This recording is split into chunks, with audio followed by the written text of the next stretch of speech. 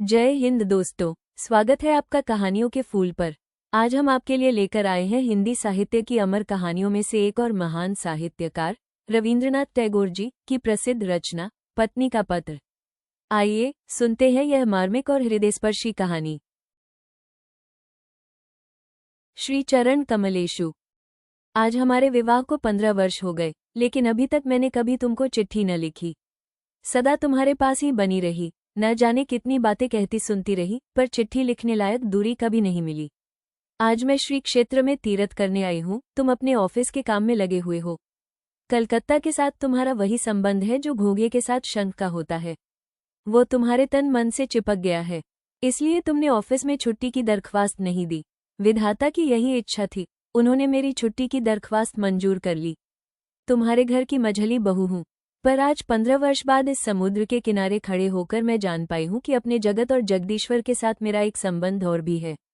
इसीलिए आज साहस करके ये चिट्ठी लिख रही हूँ। इसे तुम अपने घर की मझली बहू की ही चिट्ठी मत समझना। तुम लोगों के साथ मेरे संबंध की बात जिन्होंने मेरे भाग्य में लिखी थी, उन्हें छोड़कर जब इस संभावना का और किसी को पता न था, उसी शैशवकाल में मैं और मेरा भाई एक साथ ही सन्निपात के ज्वर से पीड़ित हुए थे। भाई तो मारा गया, पर मैं बची रही। मोहल्ले की औरतें कहने लगी, मृणाल लड़की है न, इसीलिए बच गई। लड़का होती तो क्या भला बच सकती थी। चोरी की कला में यमराज निपुण है, उनकी नज़र कीमती चीज पर ही पड़ती है। मेरे भाग्य में मौत नहीं है। यही बात अच्छी तरह से समझाने के लिए मैं ये चिट्ठी लिखने बैठी हूँ। एक दिन जब दूर के रिश्ते में तुम्हारे मामा तुम्हारे मित्र नीरद को साथ लेकर कन्या देखने आए थे, तब मेरी आयु 12 वर्ष की थी। दुर्गम गांव में मेरा घर था, जहां दिन में भी सियार बोलते रहते। स्टेशन से 7 कोस तक छकड़ा गाड़ी में चलने के बाद बाकी 3 मील का कच्चा रास्ता पालकी में बैठकर पार करने के बाद हमारे गांव में पहुंचा जा सकता था। उस दिन तुम लोगों को कितनी हैरानी हुई, जिस पर हमारे पूर्वी बंगाल का भोजन, मामा उस भोजन की हंसी उड़ाना आज भी नहीं भूलते। तुम्हारी माँ की एक ही जिद थी कि बड़ी बहू के रूप की कमी को मझली बहू के द्वारा पूरी करें, नहीं तो भला इतना कष्ट करके तुम लोग हमारे गांव क्यों आते। पीलिया, यकृत, उदरशूल और दुल्हन के लिए बंगाल प्रांत में खोज नहीं करनी पड़ती। वे स्वयं ही आकर घेर लेते हैं, छुड़ाए नहीं छूटते। पिता की छाती धक धक करने लगी। माँ दुर्गा का नाम जपने लगी। शहर के देवता को गांव का पुजारी क्या देकर संतुष्ट करे। बेटी के रूप का भरोसा था, लेकिन स्वयं बेटी में उस रूप का कोई मूल्य नहीं होता। देखने आया हुआ व्यक्ति उसका जो मूल्य दे, वही उसका मूल्य होता है। इसीलिए तो 1000 रूप गुण होने पर भी लड़कियों का संकोच किसी भी तरह दूर नहीं होता। सारे घर का, यही नहीं, सारे मोहल्ले का यह आंतक मेरी छाती पर पत्थर की तरह जमकर बैठ गया। आकाश का सारा उजाला और संसार की समस्त शक्ति उस दिन मानो इस 12 वर्षीय ग्रामीण लड़की को 2 परीक्षकों की 2 जोड़ी आंखों के सामने कसकर पकड़ रखने के लिए चपरासगिरी कर रही थी। मुझे कहीं छिपने की जगह न मिली। अपने करुण स्वर में संपूर्ण आकाश को कपाती हुई शहनाई बज उठी। मैं तुम लोगों के यहाँ आ पहुंची। मेरे सारे ऐबों का ब्यौरेवार हिसाब लगाकर गृहिणियों को ये स्वीकार करना पड़ा कि सब कुछ होते हुए भी मैं सुंदरी जरूर हूँ। ये बात सुनते ही मेरी बड़ी जेठानी का चेहरा भारी हो गया। लेकिन सोचती हूँ, मुझे रूप की जरूरत ही क्या थी। रूप नामक वस्तु को अगर किसी त्रिपुंडी पंडित ने गंगा मिट्टी से गढ़ा हो तो उसका आदर हो, लेकिन उसे तो विधाता ने केवल अपने आनंद से निर्मित किया है। इसलिए तुम्हारे धर्म के संसार में उसका कोई मूल्य नहीं। मैं रूपवती हूँ, इस बात को भूलने में तुम्हें बहुत दिन नहीं लगे। लेकिन मुझ में बुद्धि भी है, ये बात तुम लोगों को पग पग पर याद करनी पड़ी। मेरी यह बुद्धि इतनी प्रकृत है कि तुम लोगों की घर गृहस्थी में इतना समय काट देने पर भी वो आज भी टिकी हुई है। मेरी इस बुद्धि से माँ बड़ी चिंतित रहती थी। नारी के लिए ये तो एक बला ही है। बाधाओं को मानकर चलना जिसका काम है, वो यदि बुद्धि को मानकर चलना चाहे तो ठोकर खा खाकर उसका सिर फूटेगा ही। लेकिन तुम ही बताओ, मैं क्या करूं। तुम लोगों के घर की बहू को जितनी बुद्धि की जरूरत है, विधाता ने लापरवाही में मुझे उससे बहुत ज्यादा बुद्धि दे डाली है। अब मैं उसे लौटाऊं भी तो किसको। तुम लोग मुझे पुरखिन कहकर दिन रात गाली देते रहे। अक्षम्य को कड़ी बात कहने से ही सांत्वना मिलती है, इसीलिए मैंने उसको क्षमा कर दिया। मेरी एक बात तुम्हारी घर गृहस्थी से बाहर थी, जिसे तुम में से कोई नहीं जानता। मैं तुम सबसे छिपाकर कविता लिखा करती थी। वह भले ही कूड़ा करकट क्यों न हो, उस पर तुम्हारे अंतःपुर की दीवार न उठ सकी। वहीं मुझे मृत्यु मिलती थी, वहीं पर मैं रो पाती थी। मेरे भीतर तुम लोगों की मझली बहू के अतिरिक्त जो कुछ था, उसे तुम लोगों ने कभी पसंद नहीं किया, क्योंकि उसे तुम लोग पहचान भी न पाए। मैं कवि हूँ, ये बात 15 वर्ष में भी तुम लोगों की पकड़ में नहीं आई। तुम लोगों के घर की प्रथम स्मृतियों में मेरे मन में जो सबसे ज्यादा जगती रहती है वो है तुम लोगों की गौशाला। अंतःपुर को जाने वाले जीने की बगल के कोठे में तुम लोगों की गौएं रहती हैं। सामने के आंगन को छोड़कर उनके हिलने डुलने के लिए और कोई जगह न थी। आंगन के कोने में गायों को भूसा देने के लिए काठ की नांद थी। सवेरे नौकर को तरह तरह के काम रहते, इसलिए भूखी गाय नांद के किनारों को चाट चाट कर चबा चबाकर खुर्च देती।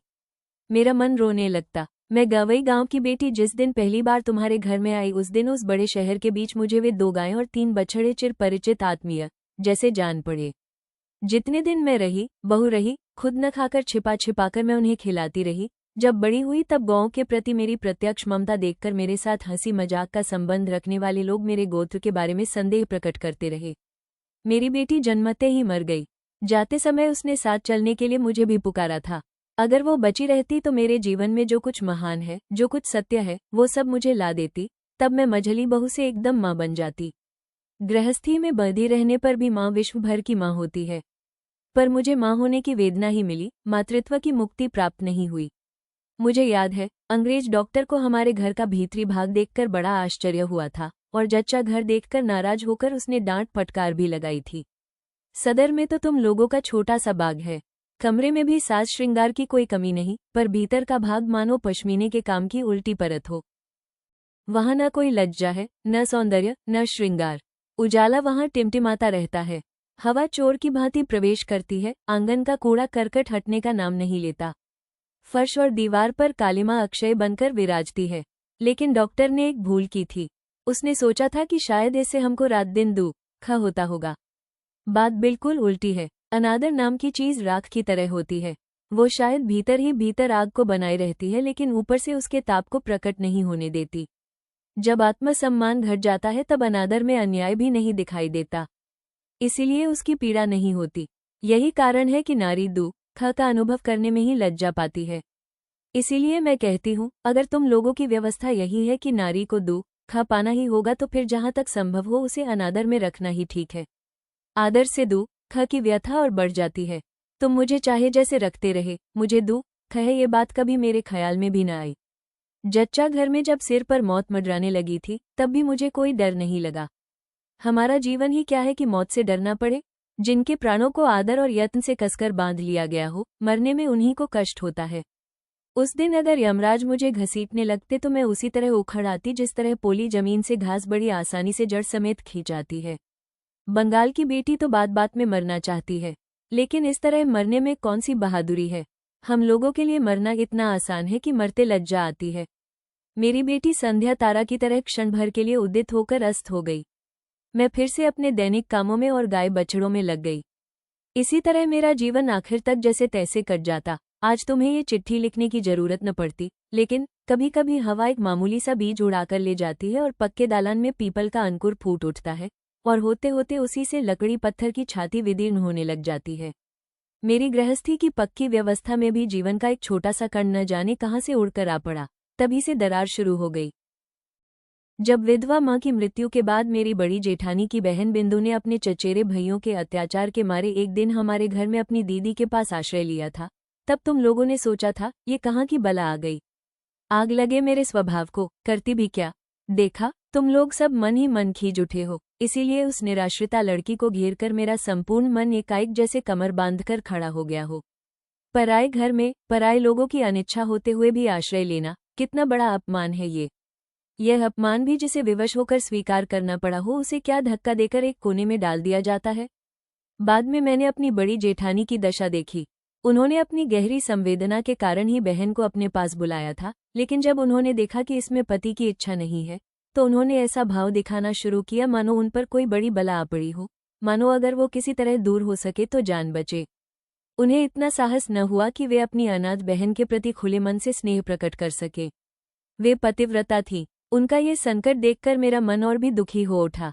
मैंने देखा, बड़ी जेठानी ने खासतौर से सबको दिखा दिखाकर बिंदु के खाने पहनने की ऐसी रद्दी व्यवस्था की और उसे घर में इस तरह नौकरानियों के से काम सौंप दिए कि मुझे दुख ही नहीं, लज्जा भी हुई।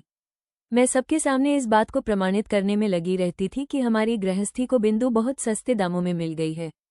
ढेरों काम करती है, फिर भी खर्च की दृष्टि से बेहद सस्ती है।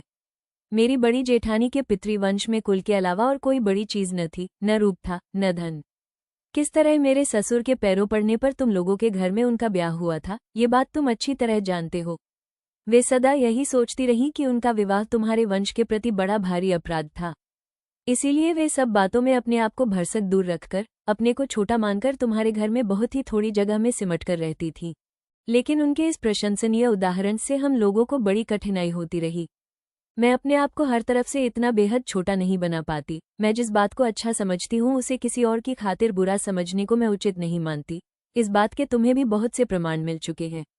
बिंदु को मैं अपने कमरे में घसीट लाई।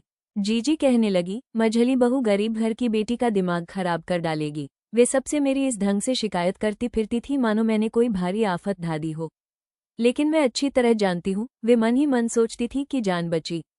अब अपराध का बोझ मेरे सिर पर पड़ने लगा। वे अपनी बहन के प्रति खुद जो स्नेह नहीं दिखा पाती थी वही मेरे द्वारा प्रकट करके उनका मन हल्का हो जाता। मेरी बड़ी जेठानी बिंदु की उम्र में से 2-1 अंक कम कर देने की चेष्टा किया करती थी, लेकिन अगर अकेले में उनसे ये कहा जाता कि उसकी अवस्था 14 से कम नहीं थी तो ज्यादती न होती। तुम्हें तो मालूम है, देखने में वो इतनी कुरूप थी कि अगर वो फर्श पर गिरकर अपना सिर फोड़ लेती तो भी लोगों को घर के फर्श की ही चिंता होती। यही कारण है कि माता पिता के न होने पर ऐसा कोई न था जो उसके विवाह की सोचता, और ऐसे लोग भी भला कितने थे जिनके प्राणों में इतना बल हो कि उससे ब्याह कर सके। बिंदु बहुत डरती डरती मेरे पास आई। मानो अगर मेरी देह उससे छू जाएगी तो मैं सह नहीं पाऊंगी। मानो संसार में उसको जन्म लेने का कोई अधिकार ही न था। इसीलिए वो हमेशा अलग हटकर आंख बचाकर चलती।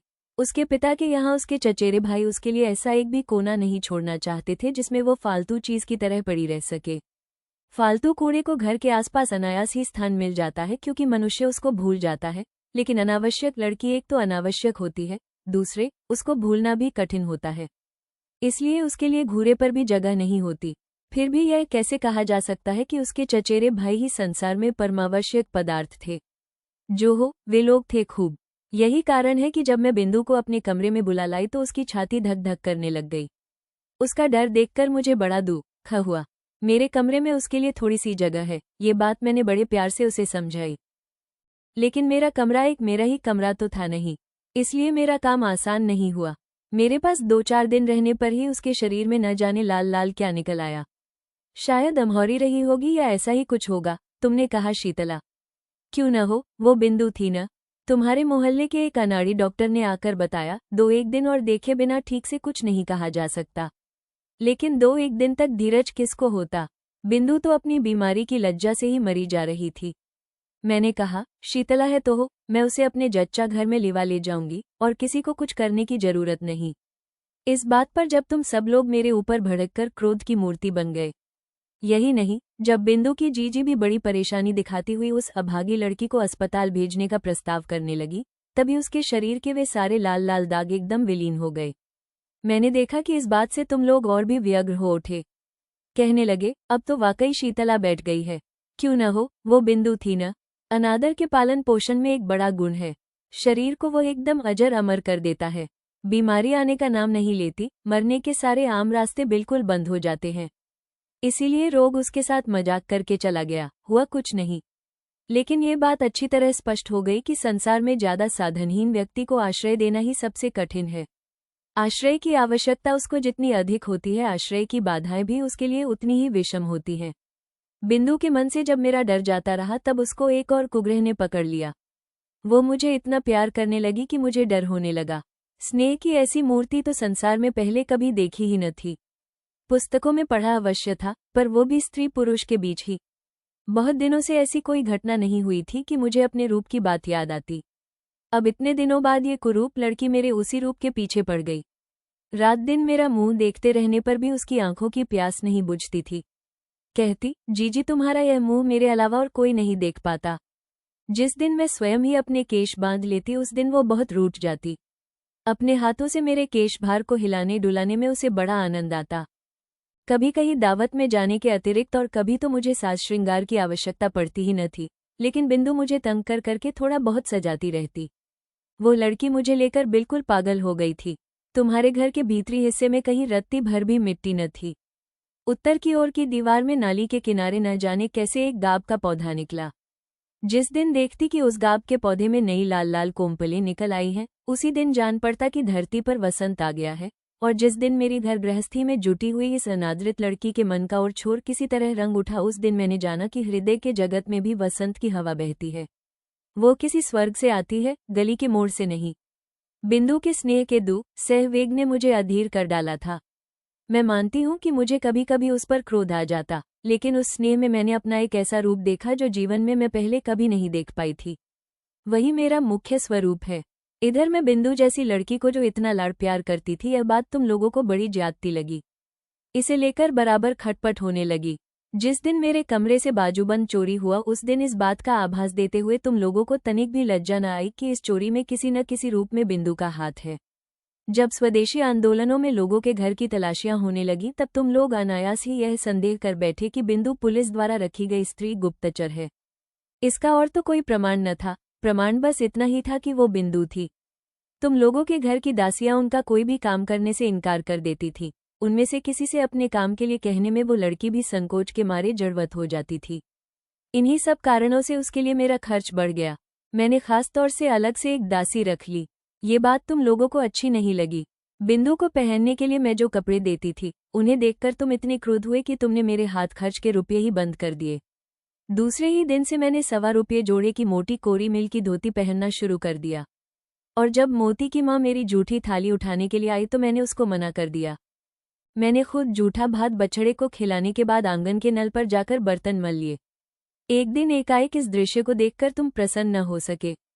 मेरी खुशी के बिना तो काम चल सकता है, पर तुम लोगों की खुशी के बिना नहीं चल सकता। ये बात आज तक मेरी समझ में नहीं आई। उधर ज्यों ज्यों तुम लोगों का क्रोध बढ़ता जा रहा था, त्यों त्यों बिंदु की आयु भी बढ़ती जा रही थी। इस स्वाभाविक बात पर तुम लोग अस्वाभाविक ढंग से परेशान हो उठे थे। एक बात याद करके मुझे आश्चर्य होता रहा है कि तुम लोगों ने बिंदु को जबरदस्ती अपने घर से विदा क्यों नहीं कर दिया। मैं अच्छी तरह समझती हूँ कि तुम लोग मन ही मन मुझसे डरते थे। विधाता ने मुझे बुद्धि दी है, भीतर ही भीतर इस बात की खातिर किए बिना तुम लोगों को चैन नहीं पड़ता था। अंत में अपनी शक्ति से बिंदु को विदा करने में असमर्थ होकर तुम लोगों ने प्रजापति देवता की शरण ली। बिंदु का वर ठीक हुआ। बड़ी जेठानी बोली, जान बची। माँ काली ने अपने वंश की लाज रख ली। वर कैसा था मैं नहीं जानती, तुम लोगों से सुना था कि सब बातों में अच्छा है। बिंदु मेरे पैरों से लिपटकर रोने लगी। बोली, जी मेरा ब्याह क्यों कर रही हो भला। मैंने उसको समझाते बुझाते कहा, बिंदु डर मत, मैंने सुना है तेरा वर अच्छा है।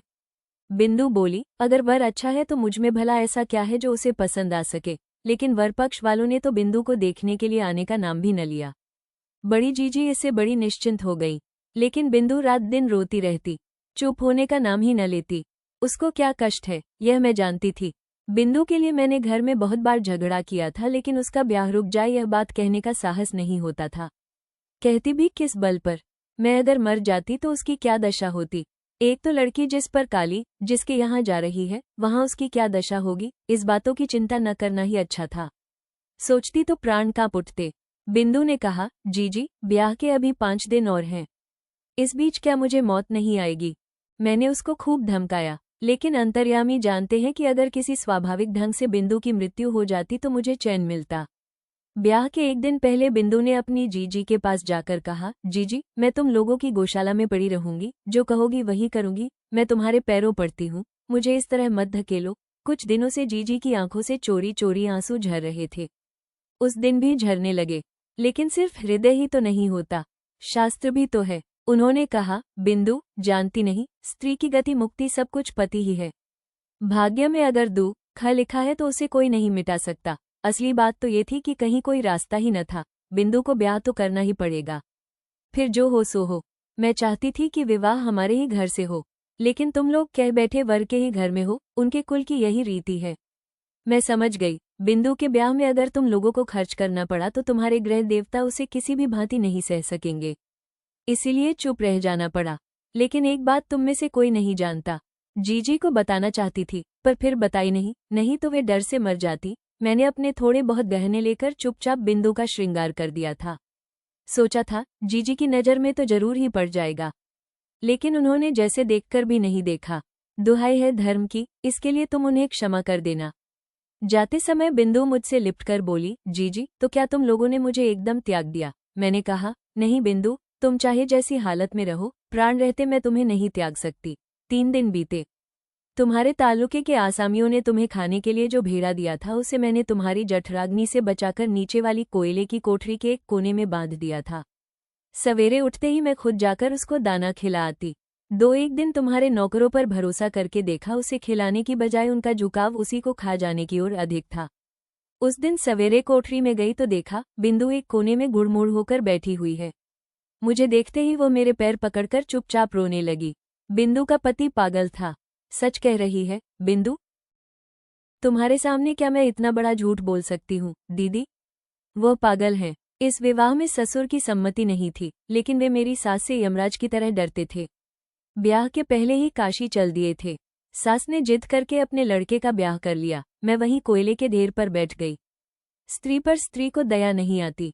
कहती है कोई लड़की थोड़े ही है, लड़का पागल है तो पुरुष। देखने में बिंदु का पति पागल नहीं लगता, लेकिन कभी कभी उसे ऐसा उन्माद चढ़ता कि उसे कमरे में ताला बंद करके रखना पड़ता। ब्याह की रात वो ठीक था, लेकिन रात में जगते रहने के कारण और इसी तरह के और झंझटों के कारण दूसरे दिन से उसका दिमाग बिल्कुल खराब हो गया। बिंदु दोपहर को पीतल की थाली में भात खाने बैठी थी। अचानक उसके पति ने भात समेत थाली उठाकर आंगन में फेंक दी। न जाने क्यों अचानक उसको लगा मानो बिंदु रानी रासमणी हो। नौकर ने हो न हो चोरी से उसी के सोने के थाल में रानी के खाने के लिए भात दिया हो, इसलिए उसे क्रोध आ गया था। बिंदु तो डर के मारे मरी जा रही थी। तीसरी रात को जब उसकी सास ने उससे अपने पति के कमरे में सोने के लिए कहा तो बिंदु के प्राण सूख गए। उसकी सास को जब क्रोध आता था तो होश में नहीं रहती थी। वो भी पागल ही थी, लेकिन पूरी तरह से नहीं, इसलिए वो ज्यादा खतरनाक थी। बिंदु को कमरे में जाना ही पड़ा। उस रात उसके पति का मिजाज ठंडा था, लेकिन डर के मारे बिंदु का शरीर पत्थर हो गया था। पति जब सो गए तब काफी रात बीतने पर वो किस तरह चतुराई से भागकर चली आई, इसका विस्तृत विवरण लिखने की आवश्यकता नहीं है। घृणा और क्रोध से मेरा शरीर जलने लगा। मैंने कहा इस तरह धोखे के ब्याह को ब्याह नहीं कहा जा सकता। बिंदु, तू जैसे रहती थी वैसे ही मेरे पास रह, देखूं मुझे कौन ले जाता है। तुम लोगों ने कहा बिंदु झूठ बोलती है।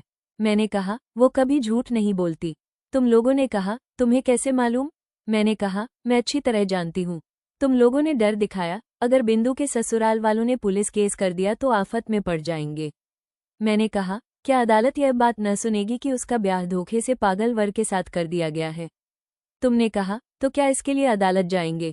हमें ऐसी क्या गर्ज है? मैंने कहा जो कुछ मुझसे बन पड़ेगा अपने गहने बेचकर करोगी। तुम लोगों ने कहा क्या वकील के घर तक दौड़ोगी? इस बात का क्या जवाब होता? सिर ठोकने के अलावा और कर भी क्या सकती थी। उधर बिंदु की ससुराल से उसके जेठ ने आकर बाहर बड़ा हंगामा खड़ा कर दिया। कहने लगा थाने में रिपोर्ट कर दूंगा। मैं नहीं जानती मुझमें क्या शक्ति थी, लेकिन जिस गाय ने अपने प्राणों के डर से कसाई के हाथों से छूटकर मेरा आश्रय लिया हो, उसे पुलिस के डर से फिर उस कसाई को लौटाना पड़े, यह बात मैं किसी भी प्रकार नहीं मान सकती थी। मैंने हिम्मत करके कहा करने दो थाने में रिपोर्ट। इतना कहकर मैंने सोचा कि अब बिंदु को अपने सोने के कमरे में ले जाकर कमरे में ताला लगाकर बैठ जाऊं। लेकिन खोजा तो बिंदु का कहीं पता नहीं। जिस समय तुम लोगों से मेरी बहस चल रही थी उसी समय बिंदु ने स्वयं बाहर निकलकर अपने जेठ को आत्मसमर्पण कर दिया था। वो समझ गई थी कि अगर वो इस घर में रही तो मैं बड़ी आफत में पड़ जाऊंगी। बीच में भाग आने से बिंदु ने अपना दुख और भी बढ़ा लिया। उसकी सास का तर्क था कि उनका लड़का उसको खाए तो नहीं जा रहा था न। संसार में बुरे पति के उदाहरण दुर्लभ भी नहीं है, उनकी तुलना में तो उनका लड़का सोने का चांद था। मेरी बड़ी जेठानी ने कहा जिसका भाग्य ही खराब हो उसके लिए रोने से क्या फायदा। पागल वागल जो भी हो, है तो स्वामी ही न। तुम लोगों के मन में लगातार उस सती साध्वी का दृष्टांत याद आ रहा था जो अपने कोड़ी पति को अपने कंधों पर बिठाकर वेश्या के यहाँ ले गई थी। संसार भर में कायरता के इस सबसे अधम आख्यान का प्रचार करते हुए तुम लोगों के पुरुष मन को कभी तनिक भी संकोच न हुआ। इसलिए मानव जन्म पाकर भी तुम लोग बिंदु के व्यवहार पर क्रोध कर सके, उससे तुम्हारा सिर नहीं झुका। बिंदु के लिए मेरी छाती पटी जा रही थी, लेकिन तुम लोगों का व्यवहार देखकर मेरी लज्जा का अंत न था। मैं तो गांव की लड़की थी जिस पर तुम लोगों के घर आ पड़ी, फिर भगवान ने न जाने किस तरह मुझे ऐसी बुद्धि दे दी। धर्म संबंधी तुम लोगों की यह चर्चा मुझे किसी भी प्रकार सहन नहीं हुई। मैं निश्चयपूर्वक जानती थी कि बिंदु मर भले ही जाए, वो अब हमारे घर लौटकर नहीं आएगी। लेकिन मैं तो उसे ब्याह के एक दिन पहले यह आशा दिला चुकी थी कि प्राण रहते उसे नहीं छोड़ूंगी। मेरा छोटा भाई शरद कलकत्ता में कॉलेज में पढ़ता था। तुम तो जानते ही हो, तरह तरह से वॉलंटियरी करना, प्लेग वाले मोहल्लों में चूहे मारना, दामोदर में बाढ़ आ जाने की खबर सुनकर दौड़ पड़ना, इन सब बातों में उसका इतना उत्साह था कि एफए की परीक्षा में लगातार 2 बार फेल होने पर भी उसके उत्साह में कोई कमी नहीं आई। मैंने उसे बुलाकर कहा, शरद, जैसे भी हो, बिंदु की खबर पाने का इंतजाम तुझे करना ही पड़ेगा। बिंदु को मुझे चिट्ठी भेजने का साहस नहीं होगा, वो भेजे भी तो मुझे मिल नहीं सकेगी। इस काम के बजाय यदि मैं उससे डाका डालकर बिंदु को लाने की बात कहती या उसके पागल स्वामी का सिर फोड़ देने के लिए कहती तो उसे ज्यादा खुशी होती। शरद के साथ बातचीत कर रही थी, तभी तुमने कमरे में आकर कहा, तुम फिर यह क्या बखेड़ा कर रही हो? मैंने कहा, वही जो शुरू से करती आई हूँ, जब से तुम्हारे घर आई हूँ। लेकिन नहीं, वो तो तुम ही लोगों की कीर्ति है। तुमने पूछा, बिंदु को लाकर फिर कहीं छिपा रखा है क्या? मैंने कहा, बिंदु अगर आती तो मैं जरूर ही छिपाकर रख लेती, लेकिन वो अब नहीं आएगी। तुम्हें डरने की कोई जरूरत नहीं है। शरद को मेरे पास देखकर तुम्हारा संदेह और भी बढ़ गया। मैं जानती थी कि शरद का हमारे यहाँ आना जाना तुम लोगों को पसंद नहीं है। तुम्हें डर था कि उस पर पुलिस की नज़र है, अगर कभी किसी राजनीतिक मामले में फंस गया तो तुम्हें भी फंसा डालेगा। इसीलिए मैं भैया दूज का तिलक भी आदमी के हाथों उसी के पास भिजवा देती थी, अपने घर नहीं बुलाती थी। एक दिन तुमसे सुना कि बिंदु फिर भाग गई है, इसलिए उसका जेठ हमारे घर उसे खोजने आया है। सुनते ही मेरी छाती में शूल चुभ गए। अभागिनी का असह्य कष्ट तो मैं समझ गई, पर फिर भी कुछ करने का कोई रास्ता न था। शरद पता करने दौड़ा। शाम को लौटकर मुझसे बोला, बिंदु अपने चचेरे भाइयों के यहाँ गई थी, लेकिन उन्होंने अत्यंत क्रुद्ध होकर उसी वक्त उसे फिर ससुराल पहुंचा दिया। इसके लिए उन्हें हर जाने का और गाड़ी के किराए का जो दंड भोगना पड़ा, उसकी खार अब भी उनके मन से नहीं गई है। श्री क्षेत्र की तीर्थ यात्रा करने के लिए तुम लोगों की काकी तुम्हारे यहाँ आकर ठहरी। मैंने तुमसे कहा, मैं भी जाऊंगी। अचानक मेरे मन में धर्म के प्रति यह श्रद्धा देखकर तुम इतने खुश हुए कि तुमने तनिक भी आपत्ति नहीं की। तुम्हें इस बात का भी ध्यान था कि अगर मैं कलकत्ता में रही तो फिर किसी न किसी दिन बिंदु को लेकर झगड़ा कर बैठूंगी। मेरे मारे तुम्हें बड़ी परेशानी थी। मुझे बुधवार को चलना था, रविवार को ही सब ठीक ठाक हो गया। मैंने शरद को बुलाकर कहा, जैसे भी हो बुधवार को पुरी जाने वाली गाड़ी में तुझे बिंदु को चढ़ा ही देना पड़ेगा। शरद का चेहरा खिल उठा। वो बोला, डर की कोई बात नहीं जीजी, मैं उसे गाड़ी में बिठाकर पुरी तक चला चलूंगा। इसी बहाने जगन्नाथ जी के दर्शन भी हो जाएंगे। उसी दिन शाम को शरद फिर आया। उसका मुंह देखते ही मेरा दिल बैठ गया। मैंने पूछा, क्या बात है शरद? शायद कोई रास्ता नहीं निकला। वह बोला, नहीं। मैंने पूछा, क्या उसे राजी नहीं कर पाए? उसने कहा, अब जरूरत भी नहीं है। कल रात अपने कब्रों में आग लगाकर वो आत्महत्या करके मर गई। उस घर के जिस भतीजे से मैंने मेल बढ़ा लिया था, उसी से खबर मिली कि तुम्हारे नाम वो एक चिट्ठी रख गई थी, लेकिन वो चिट्ठी उन लोगों ने नष्ट कर दी। चलो, छुट्टी हुई। गांव भर के लोग चीख उठे, कहने लगे, लड़कियों का कब्रों में आग लगाकर मर जाना तो अब एक फैशन हो गया है। तुम लोगों ने कहा, अच्छा नाटक है, हुआ करे, लेकिन नाटक का तमाशा सिर्फ बंगाली लड़कियों की साड़ी पर ही क्यों होता है? बंगाली वीर पुरुषों की धोती की चुन्नटों पर क्यों नहीं होता? ये भी तो सोचकर देखना चाहिए। ऐसा ही था बिंदु का दुर्भाग्य। जितने दिन जीवित रही, तनिक भी यश नहीं मिल सका, न रूप का न गुण का। मरते वक्त भी यह नहीं हुआ कि सोच समझकर कुछ ऐसे नए ढंग से मरती कि दुनिया भर के लोग खुशी से ताली बजा उठते। मरकर भी उसने लोगों को नाराज ही किया। जीजी कमरे में जाकर चुपचाप रोने लगी, लेकिन उस रोने में जैसे एक सांत्वना थी। कुछ भी सही, जान तो बची, मर गई, यही क्या कम है? अगर बची रहती तो न जाने क्या हो जाता। मैं तीरथ में आ पहुंची हूँ। बिंदु के आने की तो जरूरत ही न रही, लेकिन मुझे जरूरत थी। लोग जिसे दुख मानते हैं वो तुम्हारी गृहस्थी में मुझे कभी नहीं मिला। तुम्हारे यहाँ खाने पहनने की कोई कमी नहीं। तुम्हारे बड़े भाई का चरित्र चाहे जैसा हो, तुम्हारे चरित्र में ऐसा कोई दोष नहीं जिसके लिए विधाता को बुरा कह सकूं। वैसे अगर तुम्हारा स्वभाव तुम्हारे बड़े भाई की तरह भी होता तो भी शायद मेरे दिन करीब करीब ऐसे ही कट जाते और मैं अपनी सती साध्वी बड़ी जेठानी की तरह पति देवता को दोष देने के बजाय विश्व देवता को ही दोष देने की चेष्टा करती। अतएव मैं तुमसे कोई शिकायत नहीं करना चाहती, मेरी चिट्ठी का कारण यह नहीं है। लेकिन मैं अब माखन बड़ाल की गली के तुम्हारे उस 27 नंबर वाले घर में लौटकर नहीं आऊंगी। मैं बिंदु को देख चुकी हूँ। इस संसार में नारी का सच्चा परिचय क्या है, यह मैं पा चुकी हूँ। अब तुम्हारी कोई जरूरत नहीं। और फिर मैंने ये भी देखा है कि वो लड़की ही क्यों न हो, भगवान ने उसका त्याग नहीं किया। उस पर तुम लोगों का चाहे कितना ही जोर क्यों न रहा हो, वो उसका अंत नहीं था। वो अपने अभागे मानव जीवन से बड़ी थी। तुम लोगों के पैर इतने लंबे नहीं थे कि तुम मनमाने ढंग से अपने हिसाब से उसके जीवन को सदा के लिए उनसे दबाकर रख सकते। मृत्यु तुम लोगों से भी बड़ी है। अपनी मृत्यु में वो महान है, वहाँ बिंदु केवल बंगाली परिवार की लड़की नहीं है, केवल चचेरे भाइयों की बहन नहीं है, केवल किसी अपरिचित पागल पति की प्रवंचिता पत्नी नहीं है। वहाँ वह अनंत है, मृत्यु की उस वंशी का स्वर उस बालिका के भग्न हृदय से निकलकर जब मेरे जीवन की यमुना के पास बजने लगा तो पहले पहल मानो मेरी छाती में कोई बाण बिंध गया हो। मैंने विधाता से प्रश्न किया, इस संसार में जो सबसे अधिक तुच्छ है वही सबसे अधिक कठिन क्यों है? इस गली में चारदीवारी से घिरे इस निरानंद स्थान में ये जो तुच्छतम बुदबुद है वो इतनी भयंकर बाधा कैसे बन गया?